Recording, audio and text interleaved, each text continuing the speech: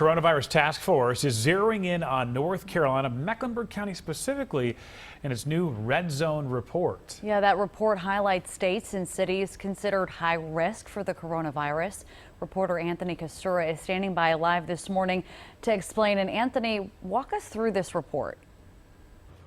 Well, Genevieve, we are in Brookdale Village this morning. This is a shopping center with a lot of stores and restaurants, and many of the businesses here have already had to adapt in the wake of COVID-19.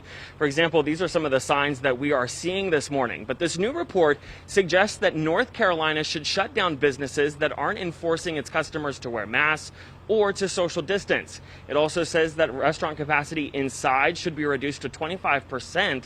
And it also says that gatherings should be limited to 10 people or fewer. Now, a red zone is defined by areas that are reported new cases above 100 per 100,000 people last week and had more than 10% of tests come back positive. State leaders just said yesterday we are making progress towards containing the virus, but those trends are not enough to get North Carolina off the red zone report. Still, state health leaders are optimistic. They revealed this chart yesterday. Now, it doesn't show numbers or data, but it is the first time the state has not had a red X in any of its 4 key trends in more than 2 months. Dr. Mandy Cohen says she is encouraged by the progress, but is vigilant. Seeing glimmers of potential progress does not mean we can let up. It means it's time to double down. The state has also been concerned about Charlotte's hospital capacity, and Mecklenburg County just set a new record for hospitalizations with 210 people in the hospital. The data shows 1 in 20 people had to be hospitalized. And with the start of school less than a month away now, Mecklenburg County Health Director Gibby Harris says we will likely see kids with COVID cases increase within that time period. However, she did not give a threshold on the number of cases we would need to see in order for schools to reopen completely.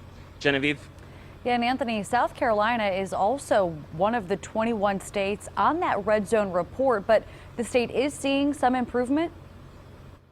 Right. The report says that the Palmetto State is seeing a stabilization in the number of cases there, and it's also seeing a decrease in the percentage of cases that are coming back negative, but there's still more work that needs to be done.